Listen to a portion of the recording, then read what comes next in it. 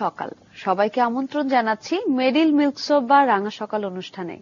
আজ 23 ভাদ্র 1423 বাংলা 7 সেপ্টেম্বর 2016 বুধবার।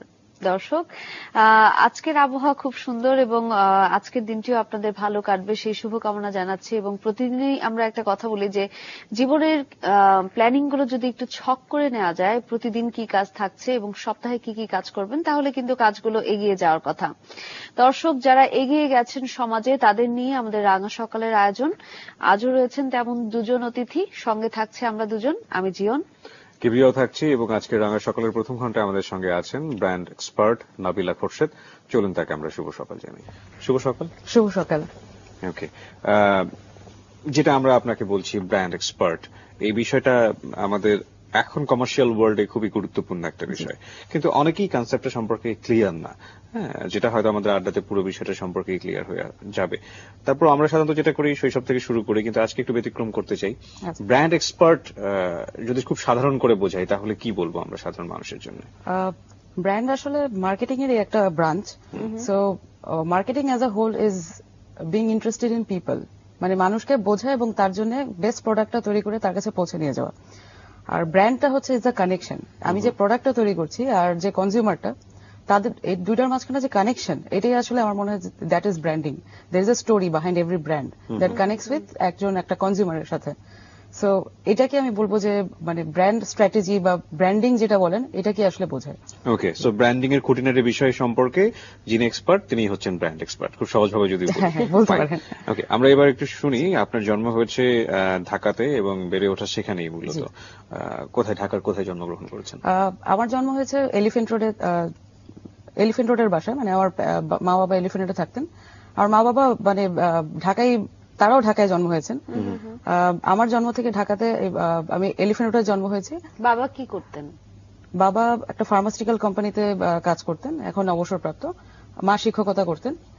আর ছোটবেলাটা মানে জন্মের পর মানে ছোটবেলাটা ভালো কেটেছে। ভালো কাটার একটা কারণ হচ্ছে ঢাকায় বড় হওয়া সত্ত্বেও যেটা হয় যে খেলার জায়গা নাই, মানে যে কনফাইন্ড একটা জীবন, যেটা সৌভাগ্যবশত আমার নানার বাসা ছিল হচ্ছে মিন্টু রোডে।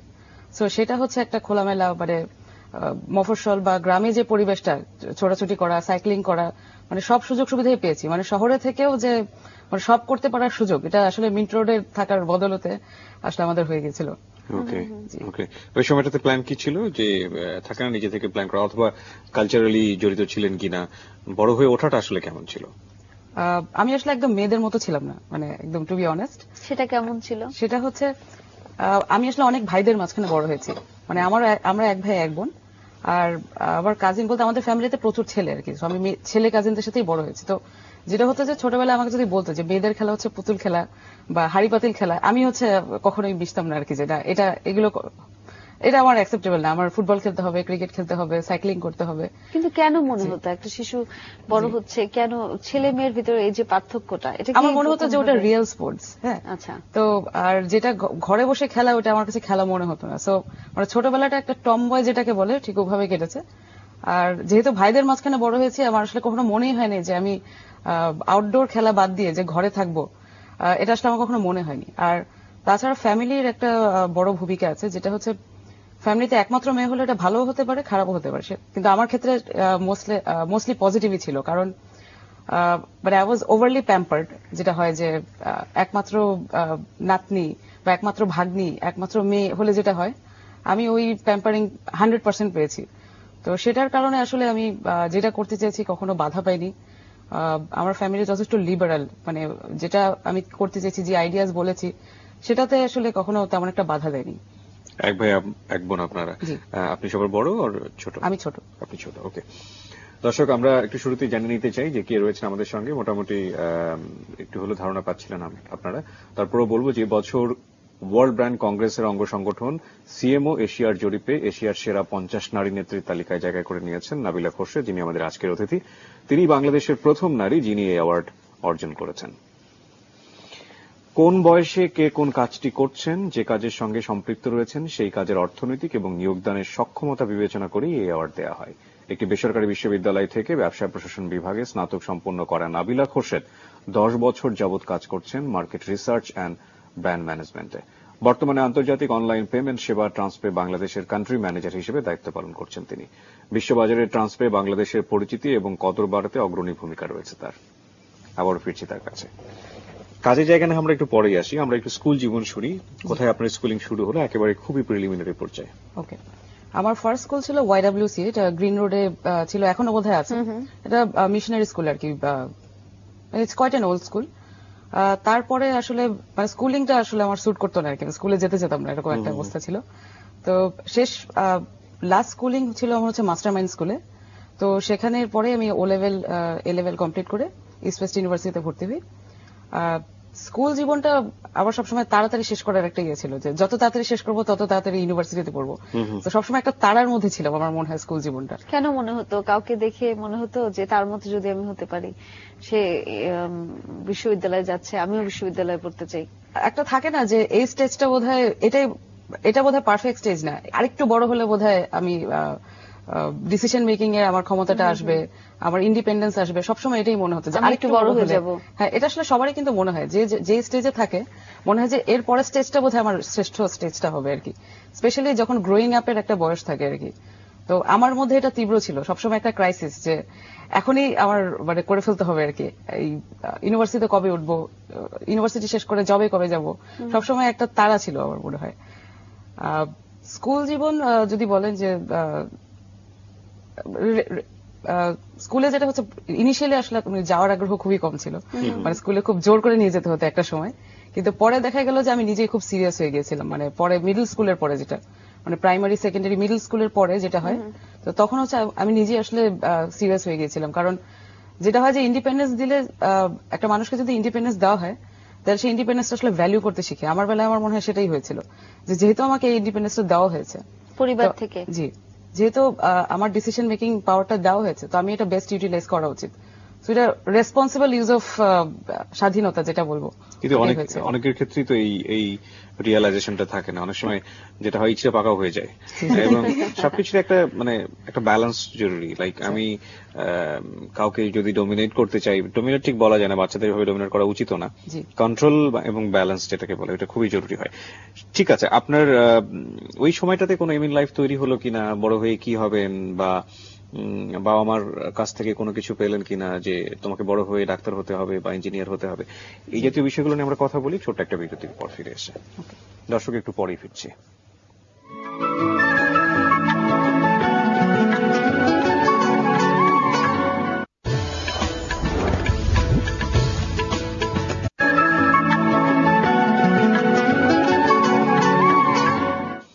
দর্শক, বিরতির পর আরো একবার আমন্ত্রণ জানাচ্ছি রাঙা সকালে। আমাদের সাথে রয়েছেন ব্র্যান্ড এক্সপার্ট নাবিলা খোরশেদ।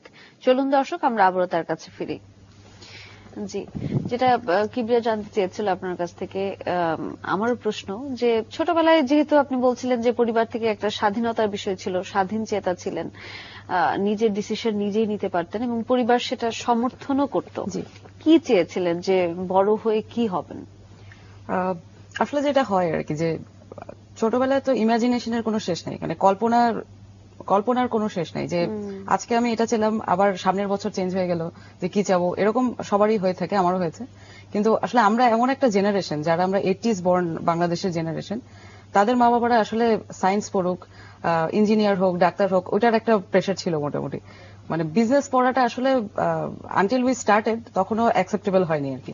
তো ওই প্রেশারটা ছিল যে সায়েন্সের ইয়েতে থাকবে, কারণ হচ্ছে সায়েন্সের বাদে অ্যাকচুয়ালি আমাদের জেনারেশনটা পর্যন্ত সায়েন্স পড়ার বাইরেও যে পড়াশোনাটার আসলে মূল্য আছে বা এটার যে ক্যারিয়ার আছে, এটা আসলে তখনও খুব একটা অ্যাকসেপ্টেবল ছিল না।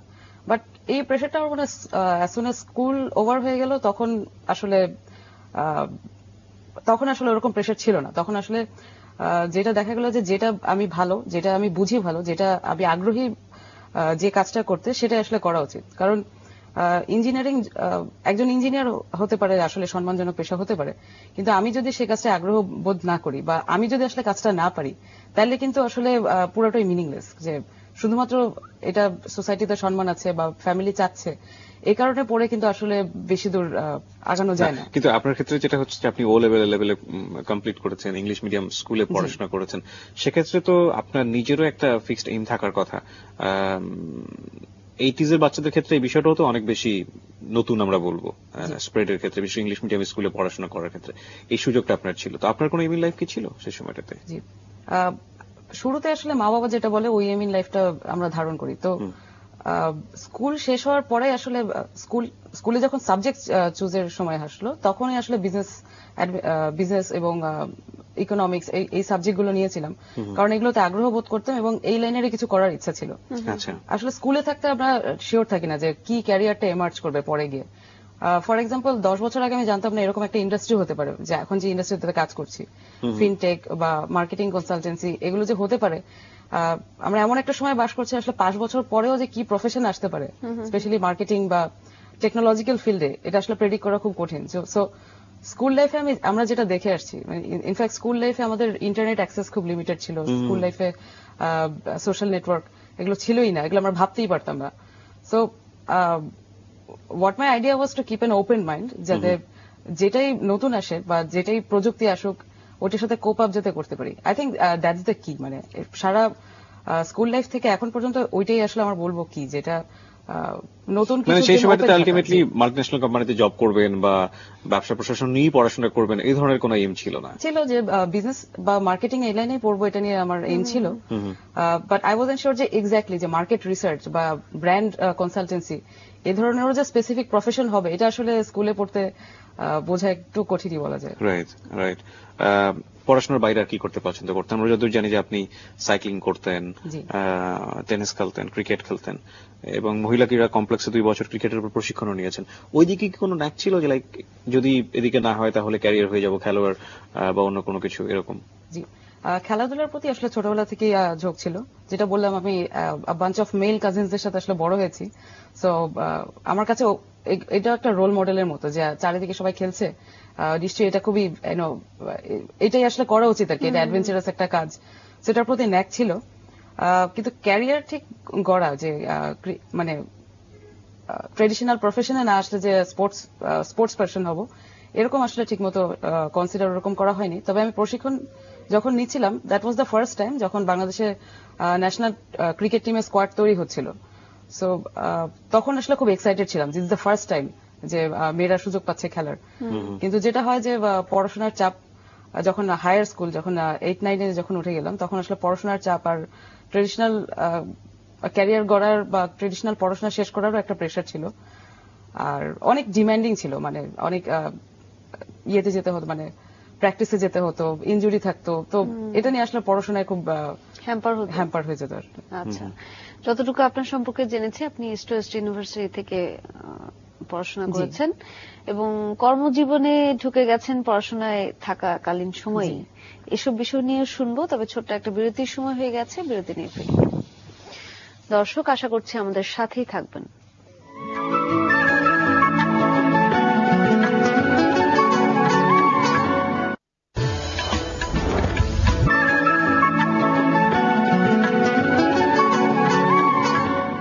বিরতির পর আরো একবার স্বাগত। আপনারা সবাই দেখছেন মেরিল মিল্ক সোপ বা রাঙা সকাল।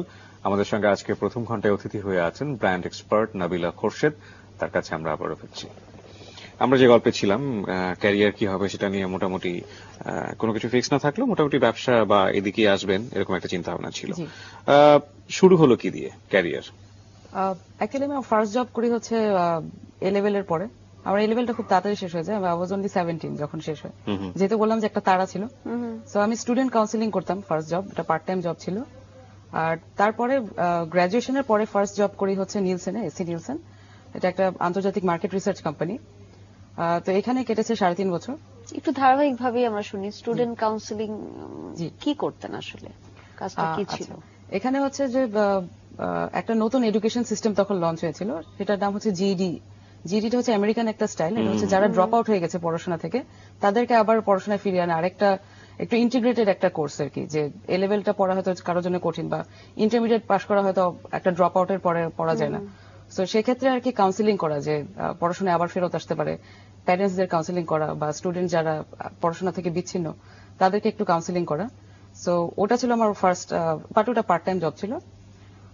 তারপরে যখনই কাজের সুযোগ এসেছে, যেরকম ফরেন মিনিস্ট্রির সাথে একটা ছোট প্রজেক্টে কাজ করেছি, বাংলাদেশে যখন সার্ক সামিট হয়েছিল 2005-এ, তো সেটাতে আমি 3 মাসের জন্য একটা প্রজেক্টে কাজ করেছি closely with the ministry.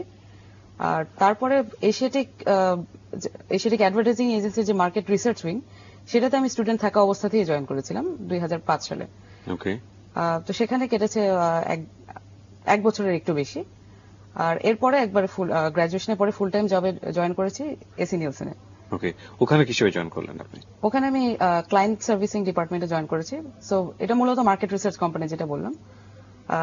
So আমি ক্লায়েন্ট এন্ডে কাজ করতাম আর কি, যে ক্লায়েন্টের ব্রিফ বুঝে তাকে একটা প্রপোজাল দেওয়া, তারপর রিসার্চটা কন্ডাক্ট করা, and then coming back with findings. এটাই আসলে ওভারঅল মেইন রেসপন্সিবিলিটি ছিল। তারপরে সুযোগ হয়েছে ব্র্যান্ড ফোরামের সাথে কাজ করার। ব্র্যান্ড ফোরাম ম্যাগাজিনটা আমি লুক আফটার করতাম সাম পয়েন্ট। এশিয়াটিক অ্যাডভার্টাইজিং এজেন্সিতে আবার ব্যাক করেছিলাম পরে। ট্রান্সপেতে কাজ করার আগে আমি কাজ করতাম হচ্ছে মিলওয়ার্ড ব্রাউনে। এটা একটা market research company, plus it's not only market research, মানে ইনসাইটস বেসড ব্র্যান্ড কনসাল্টিং যেটাকে বলে। এটাই মোটামুটি। ওকে, না কিন্তু আপনি আপনার এক্সপিরিয়েন্সের জায়গাটা থেকে আমাদেরকে যদি একটু শেয়ার করতেন, বাংলাদেশে এই যে ব্র্যান্ড রিসার্চ বলি বা মার্কেটিং বলি, যেটাই বলি না কেন, ক্লায়েন্ট ওরিয়েন্টেড যে বিষয়গুলো তৈরি হয়ে আসছে, এটা আসলে কতটুকু পারফেক্টলি হচ্ছে এবং আপনার নিজের এক্সপিরিয়েন্সটা আসলে কি? যেহেতু আমি দুইটা মাল্টি ন্যাশনাল রিসার্চ এজেন্সিতে কাজ করেছি, আমি যেটা দেখেছি বাইরের ক্লায়েন্ট যারা, যেরকম আমি নাম মেনশন করছি না, যারা মাল্টি ন্যাশনাল কোম্পানি বা নেবারিং কান্ট্রির কোম্পানি, তারা রিসার্চ ডেটাটা খুব রিলাই করে। বাংলাদেশের কোম্পানিগুলো এখনো মনে করে যে আসলে আমি যেটা দেখেছি যে রিসার্চ ডেটা কি আসবে, আসলে আমরা তো সব জানি, আসলে আমাদের কনজিউমারকে তো আমরা চিনি।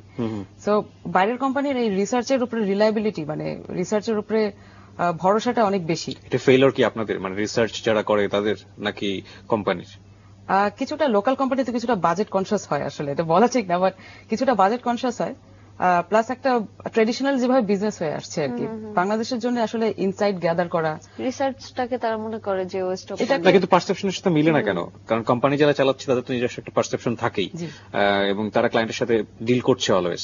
তারপরে দেখা গেল রিসার্চ করে একটা রেজাল্ট আসছে, সেটার সাথে তাদের পারসেপশনের মিল থাকছে না, তখনই তো এই ক্ল্যাশগুলো তৈরি হচ্ছে। এটা কেন হয়? পারসেপশনের সাথে মিল থাকে না কেন? আসলে রিসার্চ না করলে তো মানে গ্যাপ আছে কিনা এটা বের হবে না, কারণ ম্যাক্সিমাম কাজ আমরা কিন্তু করছি মাল্টি ন্যাশনাল এবং বাইরের কোম্পানির।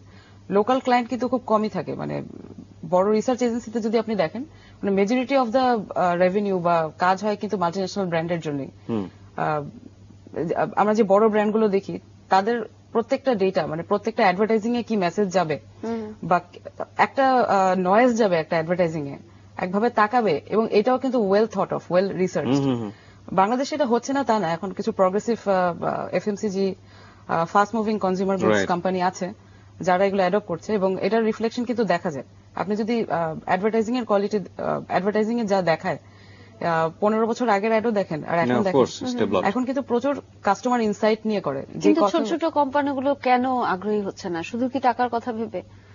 আসলে এটার ভ্যালুটা হয়তো এখনো বুঝতে পারছে না, কারণ আপনি যদি দেখেন যে বাংলাদেশ কিন্তু এখন একটা trade driven market, as in যে আমি যদি রিটেইলারকে একটা ট্রেড বেনিফিট দিই, রিটেইলারকে যদি এটা বিক্রি করলে আমি আমার কম্পিটিটর 1 টাকা বেনিফিট দিচ্ছে, আমি 3 টাকা বেনিফিট দিচ্ছি, রিটেইলার এটা পুশ করে, এবং রিটেইলারের এন্ডোর্সমেন্ট আমাদের দেশে এখনো it's a big thing.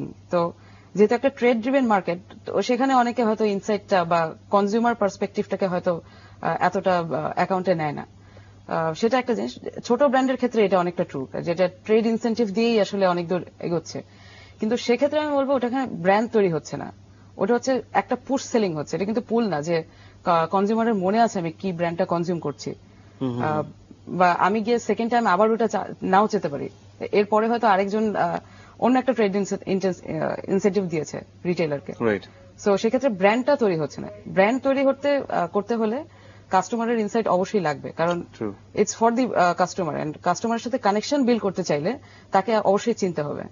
Right. অনেক সময় এরকম হয় কি যে ফেইলিওরটা মেনে নিতে পারে না বা ল্যাকটা মেনে নিতে পারে না নিজের জায়গাটা থেকে। এটা ঠিক ফেলিওর না, মানে শর্ট সাইটেড থিঙ্কিং আমি বলবো, যে হয়তো 3 মাস 6 মাসের জন্য এটা খুব successful product, but not necessarily একটা সাকসেসফুল ব্র্যান্ড স্টোরি। 5 বছর পরে গিয়ে এটা কেউ মনে রাখবে, এটা হয়তো হবে না আর কি। ওকে, এটা শুধুমাত্র আমরা, আপনি যেটা বলেন এফএমসিজি, জি। ফাস্ট মুভিং কনজিউমার গুড, এটার ক্ষেত্রেই নাকি যে কোনো ধরনের কমার্শিয়াল অর্গানাইজেশনের ক্ষেত্রে আমরা বলতে সাচ এস মিডিয়া হতে পারে, অন্যান্য প্রতিষ্ঠানগুলো যেগুলো আছে সেগুলো হতে পারে, সবার জন্যই প্রযোজ্য কিনা? আর research I think is important for all sectors, but বাংলাদেশে রিসার্চ মেইনলি কনজিউম করা হচ্ছে এফএমসিজি এবং টেলিকম কোম্পানিগুলো। অন্যান্য জায়গাগুলোতে কেন হচ্ছে না বা হওয়া উচিত কিনা সেগুলো নিয়ে আপনার সঙ্গে নিশ্চয়ই আমরা কথা বলবো, কিন্তু একটু সংবাদটা জেনে আসছি। দর্শক, আমরা সংবাদ জানার জন্য যাচ্ছি এই মুহূর্তে নিউজ স্টুডিওতে। খালেদা অপেক্ষা করছে আমাদের জন্য। শুভ সকাল। শুভ সকাল। দেখছেন মেরিল মিল্ক সোপ বার রাঙা সকাল, এর সঙ্গেই থাকুন। দর্শক, মাছরাঙা সংবাদের পর আমরা আবারও ফিরে এলাম রাঙা সকালে। দর্শক, মেরিল মিল্ক সোপ বার রাঙা সকাল অনুষ্ঠানে 2 থেকে 7 বছর শিশুদেরকে জন্মদিনের শুভেচ্ছা জানানো হয়। আগ্রহী অভিভাবকগণ জন্মদিনের 7 দিন আগে শিশুর ছবি, নাম, যোগাযোগের ঠিকানা, জন্ম সনদের অনুলিপি ও ফোন নম্বর পাঠিয়ে দিন এই ঠিকানায়। প্রযোজক রাঙা সকাল, মাছরাঙা টেলিভিশন, 2 বীর উত্তম জিয়াউর রহমান রোড, বনানী, ঢাকা 1213। এছাড়া ইমেল করতে পারেন RANGASHOKAL rangasakal@matsranga.tv। দর্শক, কথা বলছিলাম ব্র্যান্ড এক্সপার্ট নাবিলা খোরশেদের সাথে। জি, যেটা আপনার কাছ থেকে আমরা শুনছিলাম যে ফুল টাইম পেশা জীবন আপনি শুরু করেন যুক্তরাষ্ট্র ভিত্তিক মার্কেট রিসার্চ কোম্পানি নিলসনে। এখানে প্রায় 3.5 বছর আপনি কাজ করেছেন। আপনার কাছ থেকে শুনছিলাম যে আমাদের দেশে তো রিসার্চের প্রতি আগ্রহ কম, এইখানে ক্যারিয়ার করবেন কেন মনে হলো? একটা হচ্ছে যে মাল্টি ন্যাশনাল কোম্পানি, এটা দেখে তো অবভিয়াসলি মানে আমাদের জেনারেশনরা শুধু সবারই একটা আগ্রহ থাকে যে একটা গ্লোবাল এক্সপোজার পাবো। এটা আসলে একটা মেইন ফ্যাক্টর কাজ করেছে। যখন গ্লোবাল একটা টিমের সাথে কাজ করব, একটা ইন্টারন্যাশনাল ব্র্যান্ড আমার রেজিউমেতে যোগ হবে, সো এটা আসলে খুবই অ্যাট্রাকটিভ একটা প্যাকেজ তখন চিন্তা করলে, সবসময় অ্যাকচুয়ালি। মার্কেট রিসার্চ মানে আমি যেটা বলেছি যে আমরা এমন একটা সময় আছি যে কোন জিনিসটা যে এমার্জ করবে এটা আসলে আগে থেকে এখন প্রেডিক্ট করা যায় না। 2-3 বছরের মধ্যে everything can change. So I took that risk যে বাংলাদেশের ইন্ডাস্ট্রিটা গ্রো করবে কিনা, বাট এই রিস্কটা আমার মনে হচ্ছে ইটস ওয়ার্থ টেকিং, যেহেতু একটা বড় brand, Nielsen itself is a big brand. আর এখন তো গ্লোবালি এটা খুব ভালো একটা প্রফেশন। গ্লোবালি এই রিসার্চ এক্সপার্টদের প্রচুর ডিমান্ড, এবং বিগ ডেটা বা ডেটা মাইনিং এই ধরনের নতুন কিছু কাজ আছে যেটার জন্য আসলে খুব ওয়েল পেড, এবং গ্লোবালি লোক খুঁজে, এইসব দেশেও খুঁজে, কিন্তু মানে খুঁজে পায় না আর কি। সো আমি বলবো যে এটা এখন খুবই গ্লোবালি চিন্তা করলে, গ্লোবাল কনটেক্সটে এটা খুবই একটা ভালো পেশা।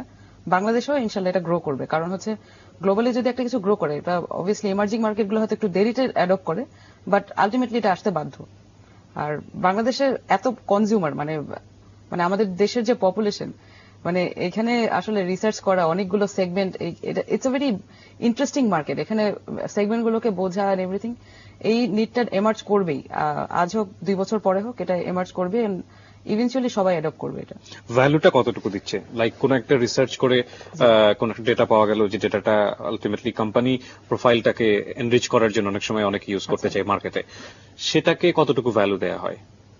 যদি আমি বলি যে কোন একটা প্রতিষ্ঠান তার প্রোডাক্টটা আসলে কতটুকু মার্কেটে চলছে, সেখানে খুব পজিটিভ একটা সাইন পেল, যেটাকে সে কমার্শিয়াল আসপেক্ট থেকে অন্য কারো কাছ থেকে হয়তো একটু বেশি ভ্যালু আদায় করবে, কাস্টমারদের কাছ থেকে হোক বা অন্য কোনো জায়গা থেকে হোক, সেই জায়গাটিতে আপনারা যে রিপোর্টটা দিচ্ছেন সেটাকে কতটুকু ইভ্যালুয়েট করা হয়, মূল্য দেওয়া হচ্ছে কতটুকু? জি, যারা রিসার্চ করে তারা ডেটাটাকে আসলে ভ্যালু করে, আমি যেটা দেখেছি। কিন্তু ডেটাটা কিন্তু আসলে তারা তো ডেটাটা কারো না কারোর কাছে শো করবে। লাইক আমি যদি মিডিয়ার কথাই বলি, মিডিয়ার কোন একটা প্রোগ্রাম যদি আপনারা যদি বলেন যে অনেক পপুলার, তারা তো এটা আলটিমেটলি সেল করার সময় এটাকে, এই ডাটাটাকেই শো করবে। যারা কিনবে তারা কতটুকু প্রায়োরিটি দিচ্ছে আপনাদের ডেটাটাকে? ওকে, যারা কিনবে তাদের জন্য কিন্তু মার্কেট রিসার্চ না। আমি যদি আপনার উপরে রিসার্চ করি, ধরেন আপনার কাছে একটা চায়ের ব্র্যান্ড আপনার ব্যাপারে জানতে চায়, এবং আপনার কাছ থেকে পজিটিভ ফিডব্যাক পেয়েছি, কিন্তু আমি যদি আরেকটু ইন্টারাপ্ট করছি, সেটা হচ্ছে আমার এই অনুষ্ঠানটা জনপ্রিয়, সেটা প্রমাণ করার জন্য তো আমার ডেটা লাগবে। তো সেটা ডেটা তো আমি আপনার কাছ থেকেই নিব রিসার্চ করে। সেখানে আমি যাদেরকে এই ডেটাটা শো করব, তারা কতটুকু আপনাদেরকে ভ্যালু দিচ্ছে? যেটা বলেছে যে যদি একটা বড় অর্গানাইজেশন থেকে ডেটাটা আসে, এখানে আর কি ক্রেডিবিলিটির ব্যাপারটা চলে আসে। নিলসন, মিলওয়ার্ড ব্রাউন, যেগুলো globally known brand name in research, মানে শুধু বাংলাদেশে না, আসলে if you go to Turkey you will find a Nielsen and Millward Brown, if you go to Canada you'll find the same. So একটা global একটা credibility আছে যেহেতু একটা ইন্টারন্যাশনাল ব্র্যান্ড। সো যখন নিলসেন একটা কথা বলছে ওটার অবশ্যই একটা গুরুত্ব দেয় একটা মাল্টিন্যাশনাল কোম্পানি। তাই না হলে কেন মানে গ্লোবাল টাই আপের জন্য বাংলাদেশে কাজ করবে কেন? হয়তো আমার একটা ইন্টারন্যাশনাল টাই আপ আছে একটা XYZ কোম্পানির সাথে, এবং বাংলাদেশে আমার প্রেজেন্স আছে দেখে আমি আমার সাথেই কাজ করবে, যেহেতু আমার গ্লোবালি আমি তার সাথে টাইড আপ। তো একটা ক্রেডিবিলিটি আছে দেখেই। এখন যে কেউ এসে যদি বলে যে আমি রিসার্চটা করেছি, এই ডেটাটা বাই দিস ডেটা, সেটা তো গ্রহণযোগ্য হবে সেটা না। গ্রহণযোগ্য না, কারণ ডেটার ক্ষেত্রে তো ক্রেডিবিলিটিটা সবচেয়ে বড় ব্যাপার। না, কিন্তু অনেক সময় কনফিউজও হয়ে যায়, কারণ দেখা গেল আপনারা করছেন বা অন্য একটা প্রতিষ্ঠান করছে, দুটো ডেটার সাথে মিলছে না।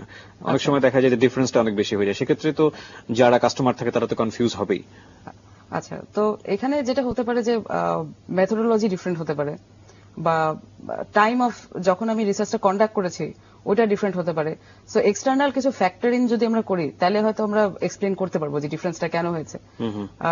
এমন হতে পারে আমি আপনার ব্র্যান্ডের উপরে একটা রিসার্চ করছি এখন XYZ ব্র্যান্ডের উপরে, এবং আপনার একটা কমার্শিয়াল টিভিতে চলছে, হয়তো দিনে 10-15 বার সেটার এক্সপোজার হচ্ছে। আর আরেকটা রিসার্চ করা হয়েছিল 6 মাস আগে, যখন আপনার ব্র্যান্ডটা আসলে এক্সপোজারই ছিল না, তখন হয়তো জাস্ট ব্র্যান্ডটা লঞ্চ হয়েছে। তো তখন যে ডেটাটা থাকবে আর এখন আমি যেটা দিব ওটা ডেফিনেটলি এক হবে না।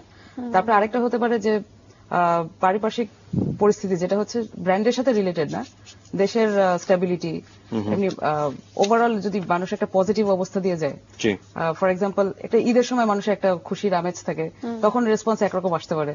আবার ধরেন একটা খুব 2013 এর দিকে যেটা ছিল আর কি, তখন আসলে people were not very happy, একটু ডিপ্রেশন যাচ্ছিল আর কি টানা হরতালে। তো ওইসব এক্সটার্নাল ফ্যাক্টরের জন্য রিসার্চ ডেটা ভ্যারি করতে পারে। টাইম একটা ফ্যাক্ট। টাইম এবং আসলে আপনার ব্র্যান্ডটা কোন স্টেজে আছে, এটা কি লঞ্চ স্টেজে, গ্রোথ স্টেজে, ম্যাচিওর স্টেজে, ওটার উপর আসলে ডেটাটা লার্জলি ভ্যারি করে। আমরা যদি লোকাল কোম্পানিগুলোর দিকে তাকাই বাংলাদেশের, যেটা হচ্ছে ইন্টারন্যাশনালি ব্র্যান্ড অনেক বড় একটা ফ্যাক্ট নিঃসন্দেহে, এবং ইন্টারন্যাশনালি অনেক পপুলার ব্র্যান্ড বাংলাদেশে বিভিন্ন সেক্টরে এখন অনেক ভালো বিজনেস করছে। আমাদের লোকাল ব্র্যান্ড কতটুকু ইমার্জ করছে? লোকাল ব্র্যান্ড অ্যাকচুয়ালি মানে মার্কেটে ভালো শেয়ার নিয়েই আছে যদি আপনি FMCG দেখেন, বাট হয়তো ভিজিবিলিটি আপনি যখন দেখবেন তখন দেখবেন মাল্টিন্যাশনালের বেশি, কারণ তারা আসলে ভলিউমে I think they believe in it, যে ভলিউমটা যত দিব তত কনজিউমার ইনটেক বাড়বে and everything. But local brands are not falling out. কিছুদিন আগেও যেটা ছিল যে লোকাল ব্র্যান্ডস এর স্ট্র্যাটেজি ওয়াইজ হয়তো এত স্ট্রং ছিল না, বা ওই যে ব্র্যান্ড ইনসাইটটা ছিল না, that I think slowly overcome হয়ে যাচ্ছে। এবং আবার যেটা বললাম যে ইন্টারন্যাশনালের একটা বেনিফিট আছে, যেরকম একটা ব্র্যান্ড যদি গ্লোবাল হয়, আমি ওইটার কমার্শিয়াল কিন্তু সব চ্যানেল দেখছি, আমি বাংলাদেশি চ্যানেলও দেখছি, ইন্ডিয়ান চ্যানেলও দেখছি, আমেরিকান চ্যানেলও দেখছি। তো আমার কিন্তু একটা ইনফরমেশন স্পিল ওভার আছে। আমি আপনার লোকাল ব্র্যান্ডটা আমি হয়তো একবার দেখছি, ইন্টারন্যাশনালটা আমি 4 বার দেখছি। তো ওইটার একটা অ্যাডভান্টেজ সবসময় রয়ে যাচ্ছে, যে মিডিয়া স্পিল ওভার বা ডিজিটাল ডেটা যারা কনজিউম করি সেখানে একটা স্পিল ওভারের ব্যাপার রয়ে যাচ্ছে। এবং যেহেতু বিজ্ঞাপনের প্রসঙ্গ চলে আসলো, ফেসবুক একটা নিউ মিডিয়া বাংলাদেশের জন্য, it's not new anymore I think, of course, যেটা হচ্ছে ইমার্জিং মিডিয়া আমরা বলতে পারি। সেই জায়গাটাতে এখন কতটুকু ফোকাস, বিশেষ করে ব্র্যান্ডগুলো নিজেদেরকে প্রমোট করার জন্য? ফেসবুকটা তো এখন অনেক বড় একটা ইস্যু তাদের জন্য, এগুলো নাকি তারা ভাবছে? অবশ্যই ভাবছে, কারণ এখন মোটামুটি সব বড় ব্র্যান্ড, কনজিউমার ব্র্যান্ড যারা আছে তারা সবাই ডিজিটাল মার্কেটিং এ ফোকাস করছে, কারণ আস্তে আস্তে তো অডিয়েন্সটা শিফট করছে, আস্তে আস্তে বড় স্ক্রিন থেকে ছোট স্ক্রিনে চলে আসছি। একসময় একটা সিনেমার পর্দা বড় স্ক্রিন ছিল, তারপরে টিভি হলো, কম্পিউটার হলো, এখন আমরা সবচেয়ে ফোর্থ স্ক্রিন এটাকে বলা হয়। সবাই হাতের মুঠোয় চায়, সবাই এখন অন ডিমান্ড একটা জিনিস চলে আসছে আর কি, যে এখন ভালো লাগছে না আমি পরে দেখবো যখন আমার সময় আছে। তো সবাই they want to control the way they consume media. So ডিজিটালে যদি ফোকাস না করে আসলে এটা এই 2016 সালে এসে যদি ডিজিটাল মিডিয়াতে ফোকাস না করা হয়, এটা আসলে বোকামি ছাড়া তো আসলে কিছুই না। জি, একটু বর্তমানের প্রসঙ্গেও যদি আমরা আসি, আপনার সম্পর্কে কিবরিয়া বলছিল যে বর্তমানে আপনি আন্তর্জাতিক অনলাইন পেমেন্ট সেবা ট্রান্সপে বাংলাদেশের কান্ট্রি ম্যানেজার হিসেবে দায়িত্ব পালন করছেন। অল্প সময়ে নিজের এত উচ্চতর অবস্থান নিয়ে যাওয়ার পেছনে কোনো বিশেষ সাপোর্ট দিয়েছে কেউ আপনাকে, বা কি ছিল অভিজ্ঞতা? অবভিয়াসলি ফ্যামিলি তো সাপোর্টিভ ছিল। ফ্যামিলি সাপোর্ট ছাড়া আসলে যে কোনো কিছুই অ্যাচিভ করা খুব, যে কোনো সিচুয়েশনে, যে কোনো দেশে, যে কোনো জেন্ডারের মানুষের পক্ষেই কঠিন। আমি বলবো না যে বাংলাদেশে বা মেয়ে হয়ে এটা ফ্যামিলি সাপোর্ট আসলে প্রত্যেকটা মানুষের দরকার আছে। আরেকটা যেটা বলেছে যে আমি খুব আর্লি স্টার্ট করেছি, একটা আছে না যে আপনি যদি তাড়াতাড়ি কোথাও পৌঁছাতে চান যত তাড়াতাড়ি সম্ভব বের হয়ে যান, তো আমার বেলায় আসলে তাই হয়েছে। আমি তাড়াতাড়ি রওনা দিয়েছি দেখে হয়তো তাড়াতাড়ি আসছি আর কি। কিন্তু আমি বলবো না যে এটা ডেস্টিনেশন, আসলে ডেস্টিনেশন এটাকে বলা ঠিক হবে না, এটা আসলে কন্টিনিউয়াস একটা process. It can be a milestone, but এটা ডেস্টিনেশন বলাটা একেবারেই ভুল হবে। রাইট, এটা রিস্কও আছে কিনা মানে আপনার কাছ থেকে জানা, সেটা হচ্ছে এই বয়সেই যদি এত উচ্চতায় যাওয়ার একটা ব্যাপার ঘটেই যায়, স্বাভাবিকভাবে এটা মেইনটেইন করতে গেলে ভবিষ্যতের জন্য এটা একটা চাপ হয়ে যায় কিনা, যে লাইক আমি এর পিছনে কখনো ফিরে থাকবো না। তো সুতরাং যেহেতু প্রাইভেট জবগুলোতে শিফটিং একটা ব্যাপার থাকে এবং ইনসিকিউরিটির একটা ব্যাপার থাকে, যে কোনো সময় সেটা হতে পারে, সেক্ষেত্রে যে স্ট্যান্ডার্ডে আপনি আছেন সেই স্ট্যান্ডার্ড থেকে বিলো স্ট্যান্ডার্ডে যে কোনো সময় চলে আসার একটা রিস্ক থেকেই যায়। ওটাকে আপনি কিভাবে দেখেন সেটা আমরা বিরতির পর ফিরে এসে জানবো। দর্শক, ছোট্ট একটা বিরতি।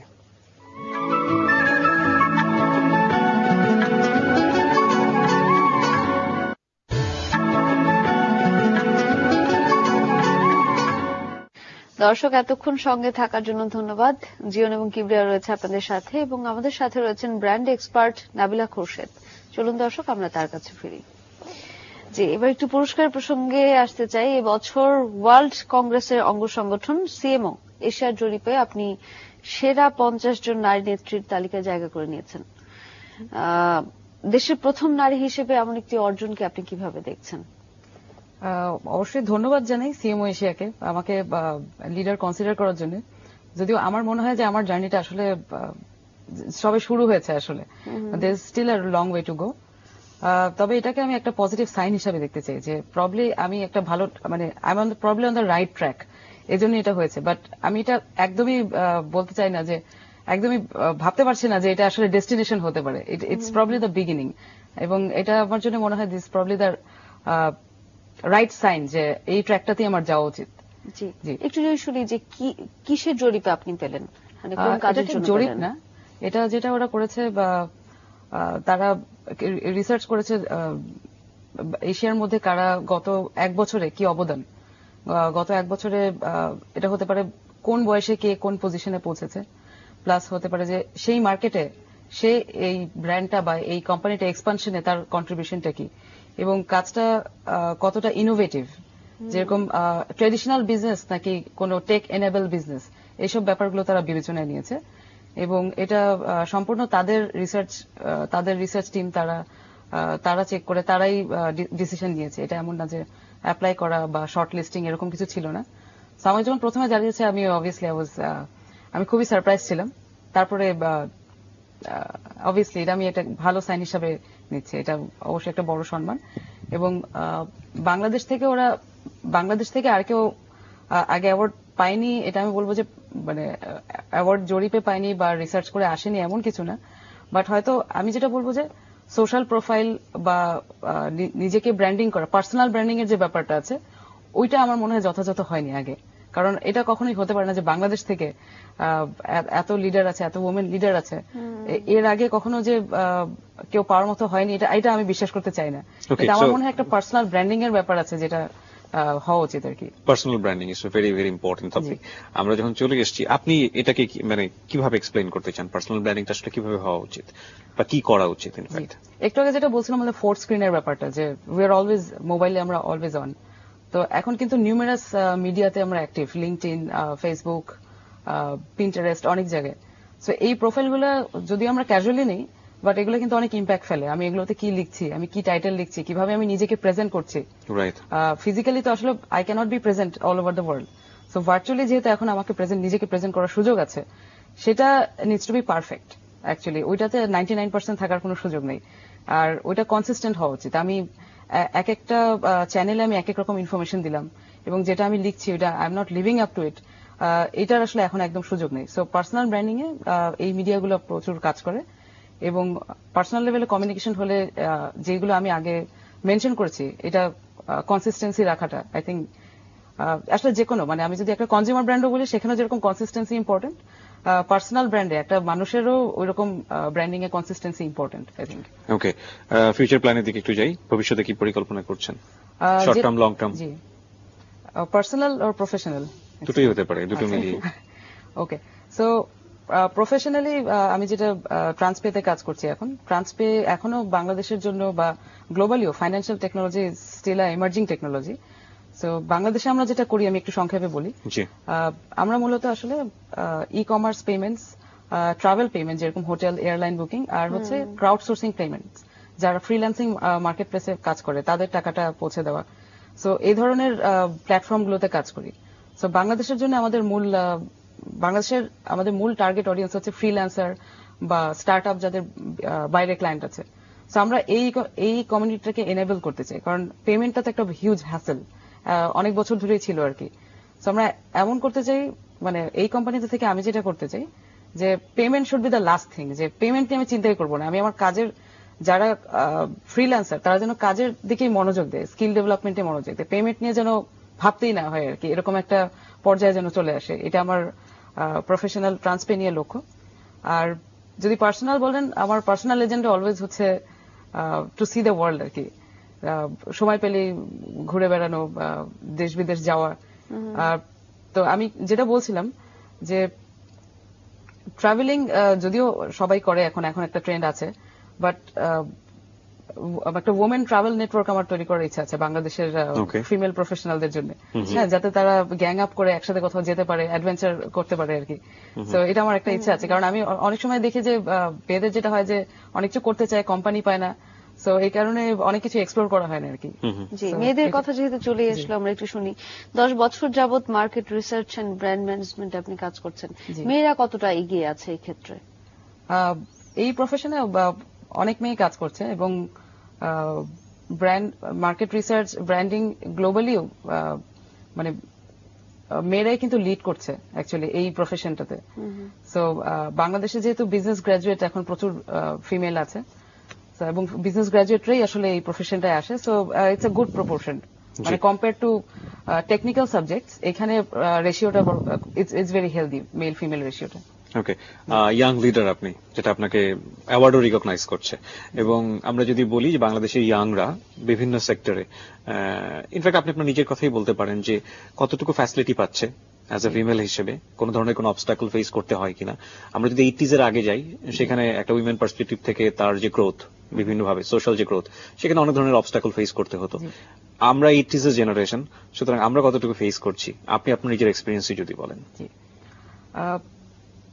আসলে যেটা হয় যে বাংলাদেশের মেয়েদের মেইন সমস্যা বা বাংলাদেশি ফ্যামিলির মেইন সমস্যা আমার কাছে মনে হয় লোকে কি বলবে, এটা হচ্ছে একটা মেজর ক্রাইসিস, যে কে কি ভাবলো, কে কি বললো, কে দেখলো, এই টেনশন করতে করতে আসলে সারাটা জীবন কাটে। সবাই আমাকে দেখছে, কি ভাবছে, হ্যাঁ সেটাই, এভাবে বসছি, এটা কি মনে রাখবে কিনা।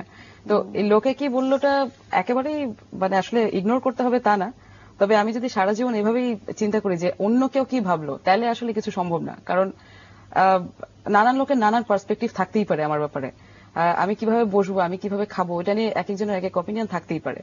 কিন্তু আমি যদি সবসময় অন্যের অপিনিয়নটাকে প্রাধান্য দিই, আসলে আমি কখনোই I will never be able to achieve আমি যেটা চাই। এবং আমি ইগনোর করলাম, কিন্তু আমার ফ্যামিলি খুব কনসার্ন যে ও কি বললো ওটা তোমার এখন ভাবতে হবে, ও কিন্তু দেখে ফেললো, এরকম একটা কিছু। তো লোকে কি বললো যেরকম প্রবলেম, ফ্যামিলি যদি বলে যে এই যে লোকে কি বললো এটা ইয়ে দেখো, then it becomes a huge problem আর কি। আর আরেকটা যেটা, যে স্বাধীনতা বেড়েছে মেয়েদের, এখন কাজ করার সুযোগ অনেক বেশি, ক্ষেত্র অনেক বেশি, অনেক রকম নিউ প্রফেশন এমার্জ করেছে। তবে এখনো মোবিলিটি ইজ আ ক্রাইসিস, এখনো আমাদের ঢাকায় যারা চলাফেরা করি mobility is a huge crisis, এখনো একটু দেরি করে বাসা ফেরা, এখনো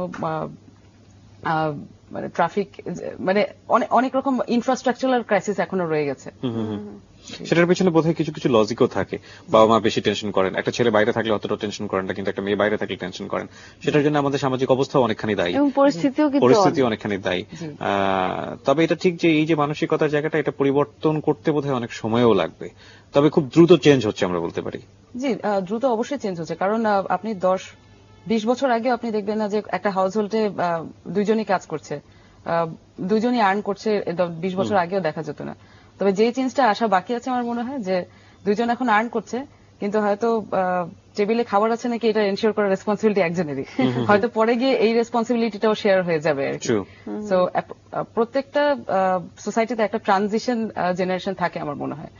so So we are the transition আমার মনে হয় যে আমরা একটা ট্রানজিশন জেনারেশন, Okay. যে এই জেনারেশনটার হাত ধরেই আসলে এর পরের জেনারেশনটা ইকুয়াল শেয়ারে হাউস হোল্ড রেসপন্সিবিলিটি এবং অনেকটা আউটডোর কিন্তু রেসপন্সিবিলিটি। এসেছেও, আমরা যদি বলি যে অনেকটা কিন্তু এসেছেও। কিবরিয়া, তোমার কি মনে হয়? হ্যাঁ, আমি সেটা এগ্রি করেই গেলাম একটু আগে। আমরা একেবারে শেষের দিকে চলে এসেছি। যদি আপনার জেনারেশনে যারা আছে তাদের উদ্দেশ্যে যদি কিছু বলার থাকে, আপনার এক্সপিরিয়েন্সের জায়গা থেকে কোনো সাজেশন যদি দেওয়ার থাকে। জি, আমি এটাই বলবো যে কোনো কিছু নিয়ে রিজিড হওয়া ঠিক না আর কি। যে আমি যেটা বলেছি যে এখন এমন একটা সময় দিয়ে যাচ্ছি যে 2-1 বছরের মধ্যে বা 5 বছরের মধ্যে এভরিথিং ক্যান চেঞ্জ।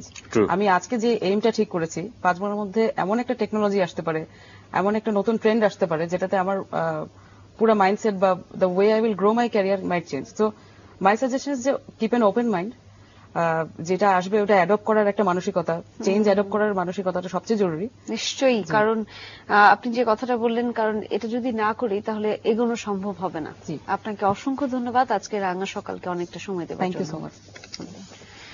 দর্শক, এই সাথে শেষ হলো প্রথম ঘন্টা। দ্বিতীয় ঘন্টা আমরা ফিরবো, তবে তার আগে আবহাওয়া বার্তা ও বিজ্ঞাপন বিরতি রয়েছে। আবহাওয়া বার্তা জানতে আমরা যাচ্ছি নিউজ স্টুডিওতে। খালেদা। দর্শক, জানিয়ে দিচ্ছি আবহাওয়া বার্তা।